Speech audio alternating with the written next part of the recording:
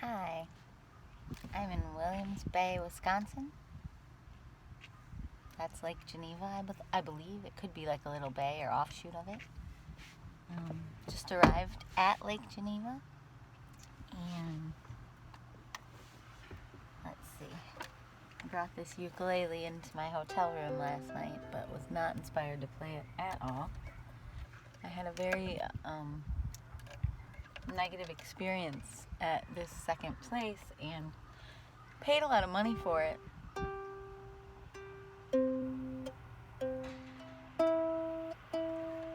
Probably because it's like 5 minutes from Lake Geneva, which is like a resort area, but it was very, very gross. I won't go into the details of why, but I was thinking, I'm noticing that this is how I lower my own self-esteem. Is what I tend to do is not want anyone to feel bad or get in trouble at work, and so I don't say anything in these situations. And I reflected on it, I prayed about it, I got really whatever about it, I don't know, but I mean, the second I woke up, after only like 6 hours of sleep, after getting in there late at night, I wanted to leave. And I mean, I'll just tell you, it was like the hot tub was not really cleaned, and it was really gross, and why did I even have a hot tub? But it was the same price as the regular room, so I was like, okay, I'll click this one, and then it was the same price, as a 2-queen bed, and then, oh, I just noticed. There's calorie info on my hard-boiled eggs. Anyway, I'm going back to Whole30 today. Because now I'm not around kids, and late tonight I get to see my boyfriend, and I don't know how to describe it. But where I just slept over made me feel gross for a number of reasons. Oh, there's my apple. Ta-da! I have 2, but I don't know where the other one went. Anyway, that's some food for the day. So many ways we can feel gross. So in other words, okay, here's what I'm talking about. You can let something be a sad experience, and you can keep re-traumatizing yourself by complaining about it, and this was awful, and this whole day is ruined, and you can say these things that make a situation worse because you're taking a thing that was really bad that you couldn't do anything about because it was like midnight or 1 a.m. and I didn't want to go sleep in my car just to maybe get my money back. Partly because there were like guys drinking in the parking lot and like standing there smoking right by the entrance, 2 guys, and I was just like, I don't want to, it's probably a safe area, but I just didn't want to mess around with being defiant at that moment. But and there was also like a really strong odor in the room, like perfume or like cleaning products, but not clean smelling. I don't know how to describe that. That's the best I'll try to say. It was not a good experience at all. Yeah, like I've stayed in motels that are like $50 that are 10 times nicer experience than that. So, I felt like I was in like a 70s porn. Like a low budget. It's really weird. I don't know how to describe it. I shouldn't have taken a picture of poor Barrington lying on that bed. It's okay, Barrington, you're gonna be fine. I don't know why I'm petting him like that. Alright. So, what I would do in the past is not speak up for myself. Not tell anybody that I had a terrible experience so that they can feel okay. What is that? Also, I didn't like the hassle of later having to defend myself and or maybe getting like yelled at by somebody in situations where the customer isn't always right. If you speak up for yourself, you might have to take even more crap. So now you've had a bad experience and you're taking crap from people who are upset that you had a bad experience or upset that you spoke up. Has been my whole adult life, post all of basically what happened in my mind back in college, being with people who were abusive, at first manipulative and then taking it to an extreme of eventually abusive. Dating those people, made me not able to rely on my own instincts. It made me not able to trust anything that I thought or felt. Also, I had become a born again when I was 17, and so even that probably made me not trust anything I thought or felt because I was kind of taught that I'm a sinner, which is actually true. There's all these ways that I manipulate my own reality and ways that I'm selfish and ways that I'm lazy and all of that, and I know that. And ways that I don't do what I feel or sense is right because it's too hard. So, I don't like the language sinner, but it does feel true that, I accidentally get too excited about myself sometimes and think that I'm like God, and then have one instance of something that knocks me down, and suddenly I don't even want to be alive and don't even want to try. So like clearly I'm not like God because I'm tiny and I don't have power. And maybe like witchcraft and wizardry says we'll go and try to learn how to have power, and I don't believe in that. I say the Lord's Prayer. I say Psalm 23 when I'm feeling particularly vulnerable, or like I'm in over my head, psychologically and spiritually and emotionally. But that's all I do. I don't have a faith that's much more complicated than that. I was going to say much stronger than that, but my faith is insanely strong. I really do believe God's going to take care of me. And if anything ever happens to me, please don't think that that's disproving God. Like, I have an inner life that is rich, and I have a life that has healed me back from the brink of suicide, eating disorders,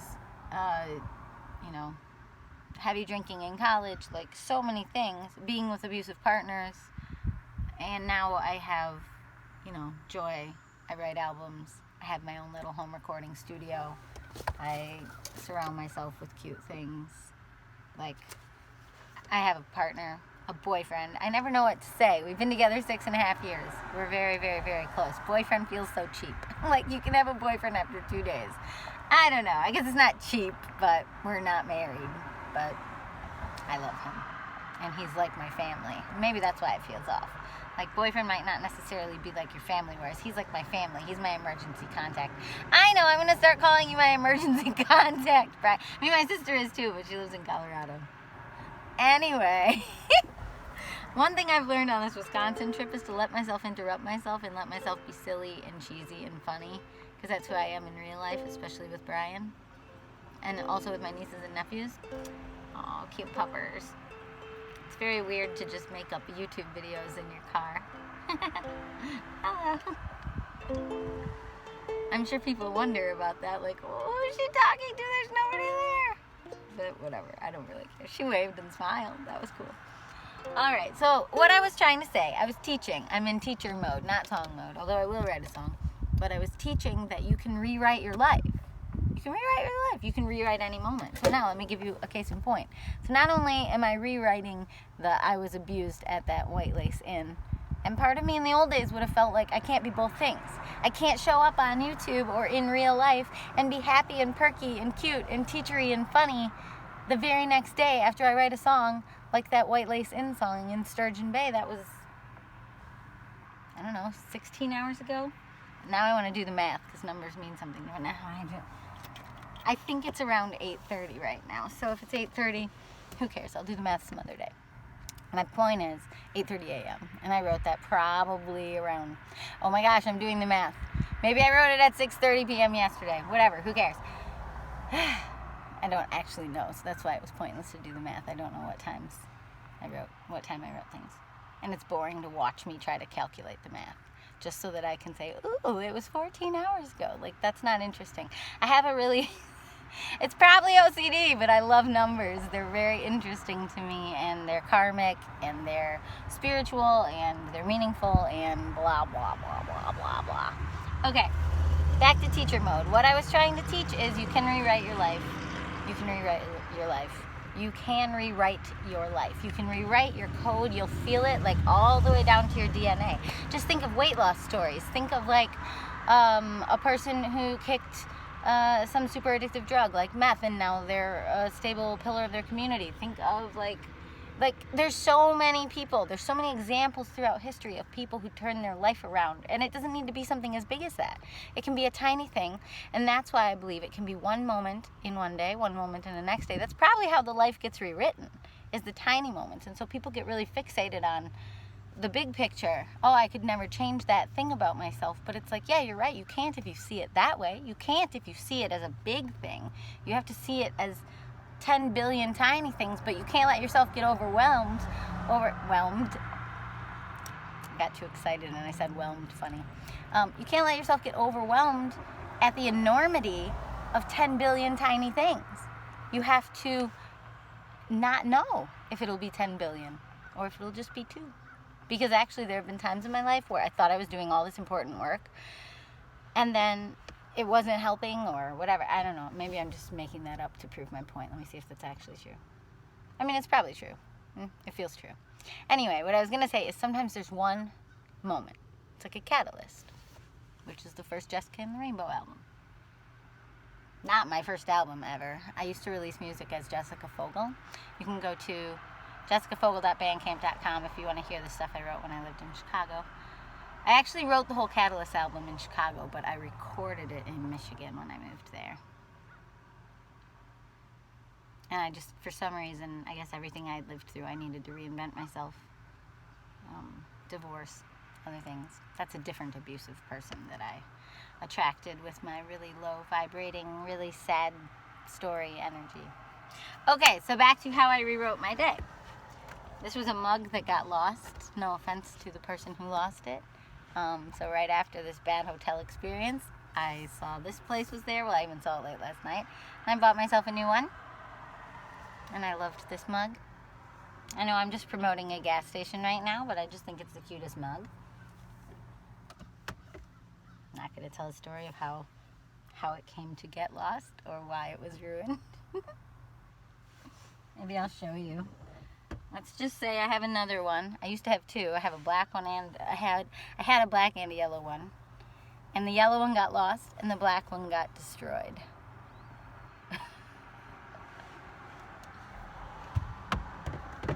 So this is my metaphor mug. Because sometimes you can start over. Or sometimes you can... Oh, it's already peeling off. See, I'm not that mad at the person who destroyed it. Or whatever. I'm just going to take I'm going to take very nice care of it.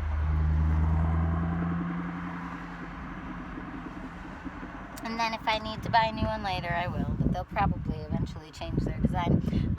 What else was I going to say? What else did I rewrite? I got a present for my boyfriend.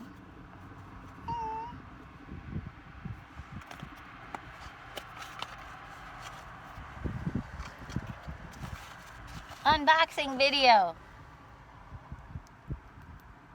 This won't be uploaded until after I give this to him, so it's just a little crystal turtle. Rainbow crystal turtle.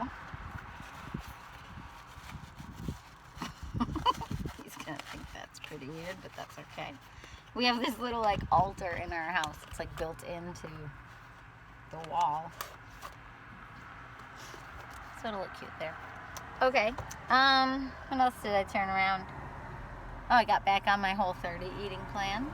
So I was frustrated after staying there and watching a movie or watching part of a movie, like a couple scenes, and just remembering as I was driving there and remembering my own college years and how thin I was and how much I loved getting thin and then wearing really cute dresses for like formals.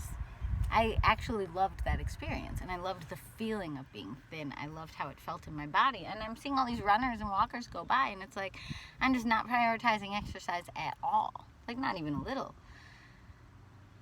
But when and it might be because I had so many injuries and it used to hurt, and every time I would get back into it, I would like aggravate one of them. And so I understand that there truly is sometimes something truly in the way, and you might need rehabilitation or help or community or something to like help you make a change. But like I'm very overweight, and I've only been overweight like 3 times in my life, but this is the longest I've ever kept the weight on without taking it off, and it's because I didn't want to shame myself to take it off.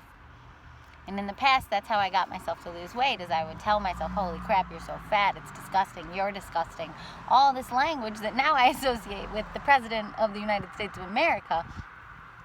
And I was so grossed out that he was using language like that while in the national spotlight and then got elected president. Like, that just felt so wrong to me, that someone who spoke so crassly, like grab him in the P word, like, and I just can't help but kiss him. He's basically sounding like a rapist, and then he got elected.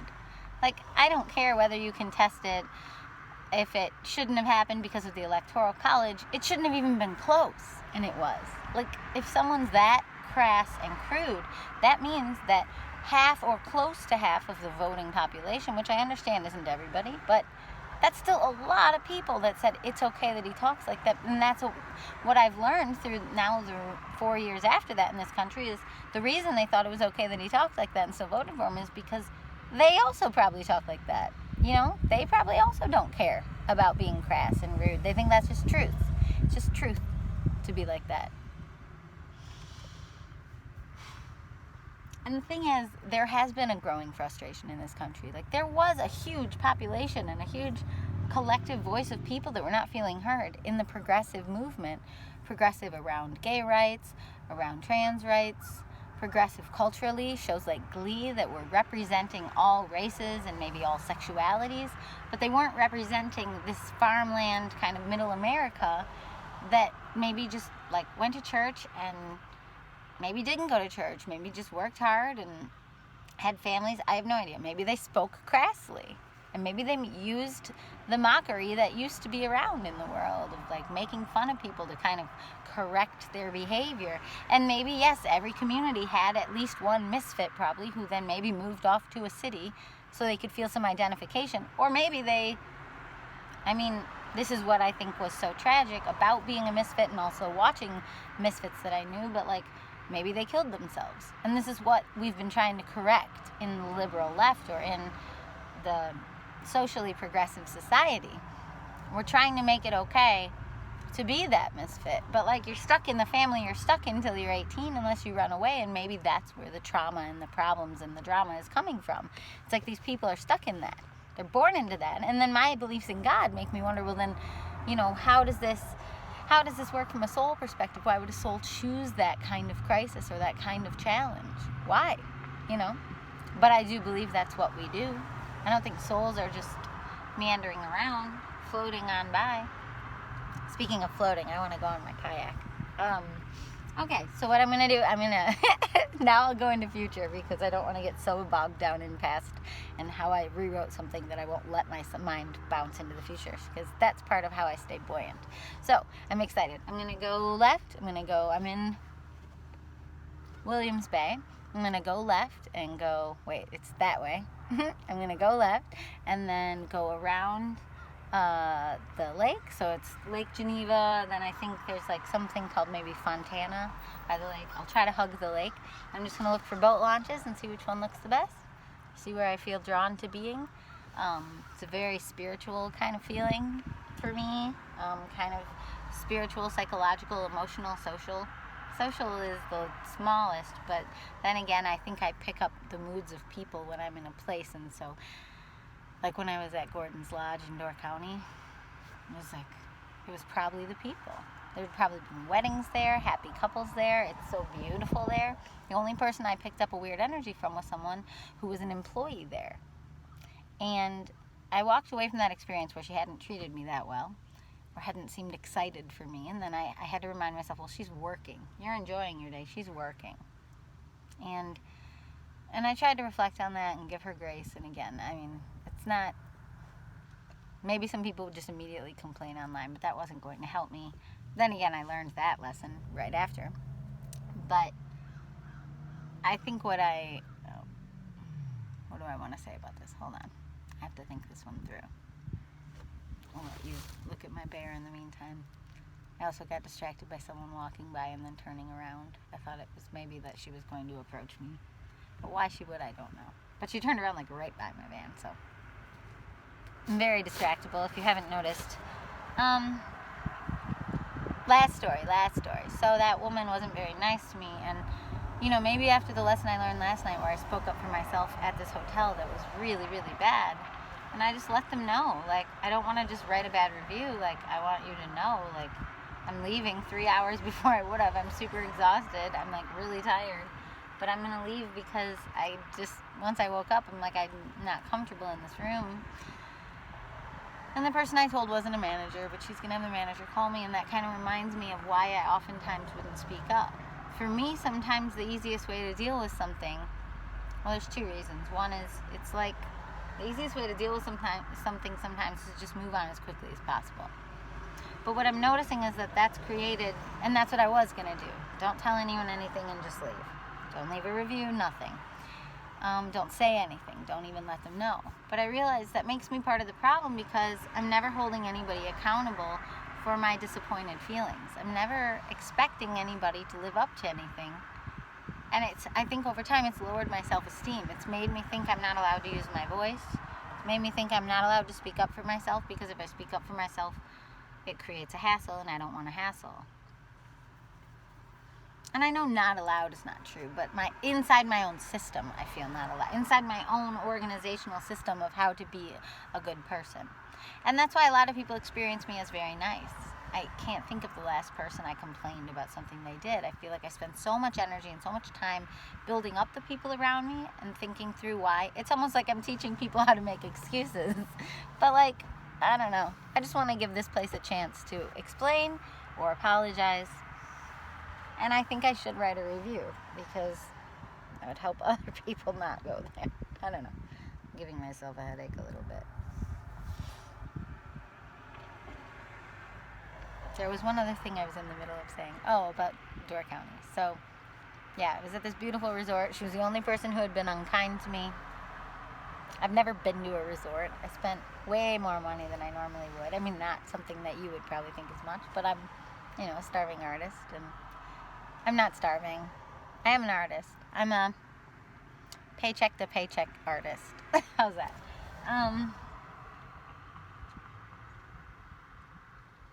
But I turned that thing around with that receptionist by thinking through, law of attraction. So I had been thinking thoughts like maybe I would like to work at a place like that. I had actually been thinking that. Maybe I want to work at a beautiful summer camp on a lake, or maybe I want to work at a resort, or maybe I want to start my own resort. Like, my mind had been going crazy because I liked it so much there. And then I had that experience.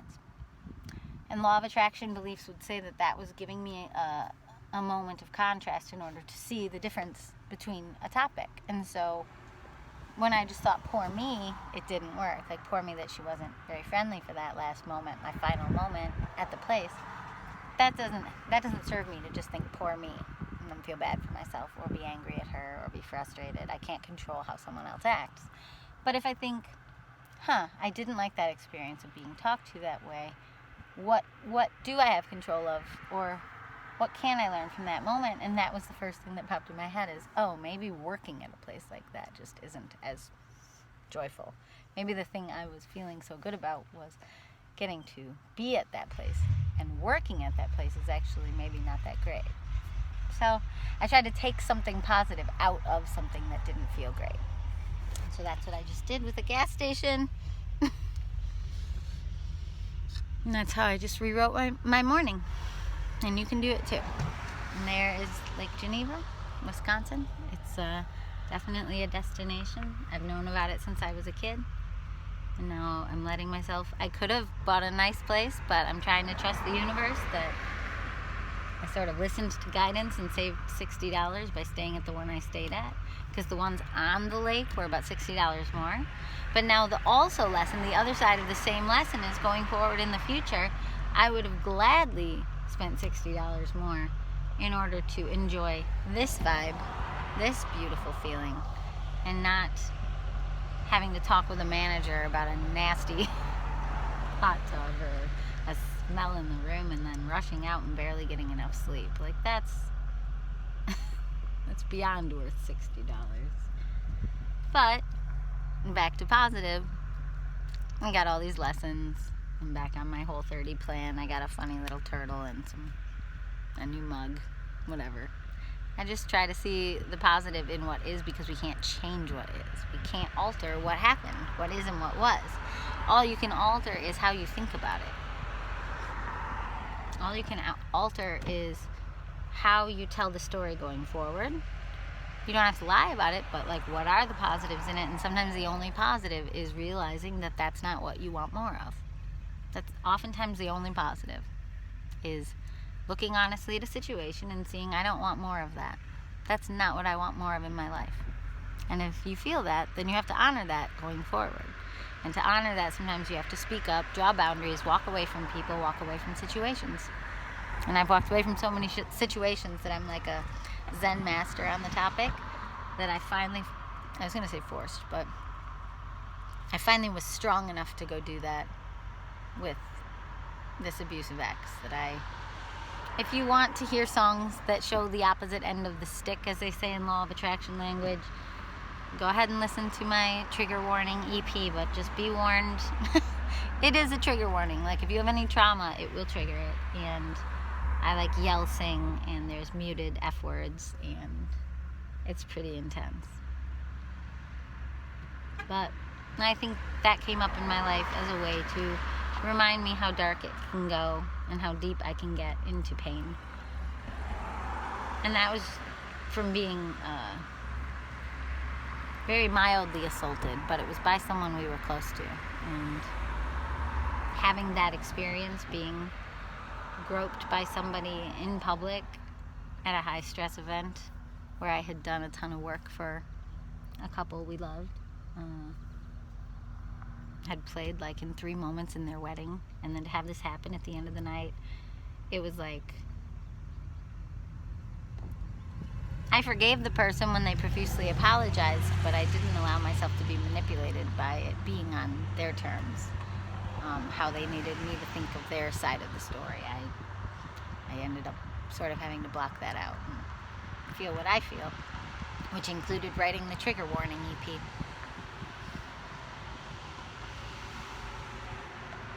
And the main reason is because this person showed no interest in any changed behavior around their drinking and their other issues. Like, I was just like kind of in shock that they would be so apologetic and whatnot, and so upset that they destroyed a night for me, but also potentially a whole friendship with them and us. But that they didn't offer any changed behavior and actually explained why they don't need it is like baffling to me. Because if someone apologizes profusely and then they show no interest in any changed behavior, then that's not an apology, that's a manipulation. It's a definite manipulation tactic. To gush and be emotional, I'm so sorry. It's basically, you need to replace I'm so sorry with I need you. You're part of my dynamic. You're part of my karma. Your niceness goes with my a-hole-ish, like, can't quite get it together, I might F up. Like, your niceness and forgiving me is part of my cycle. And if the nice people, the people who've allowed themselves to become that prey or that victim, if we walk away, they don't have anyone in that cycle with them. And I'd imagine the cycle gets a lot more depressing if now they have to live with the fact that they pushed somebody away with their really disgusting behavior, and they just have to live with that. And I remember reading something a long time ago, I think this is the last thing I'm going to say, that insulted people who walk away from things and said you should always stay and tough it out. And I think I made a video about this in Sister Bay. But like, would you tell a deer to stay in the face of its predator? Would you tell a bunny, don't run away, be strong, be brave, face your fears, face that animal that's about to eat you? No, you wouldn't. So if you are more like prey or more like a victim, or have historically been, you might be a person who has a strength in super in tune ability to run away from danger or bad situations, but you've been talked out of it. You've been told that that's just running away from your problems. I mean, there was this whole like stand up for yourself anti-bullying campaign in the US, and they said some sweet tender little kids were getting like beaten up because they tried to stay and stand up for themselves rather than just tell a teacher. Alright, that's my start to my Lake Geneva relaxing day. Just went through a lot of different emotions and thoughts, but that probably grounded me because of my whatever experience 5 miles north of here. Alright, lake time. Bye.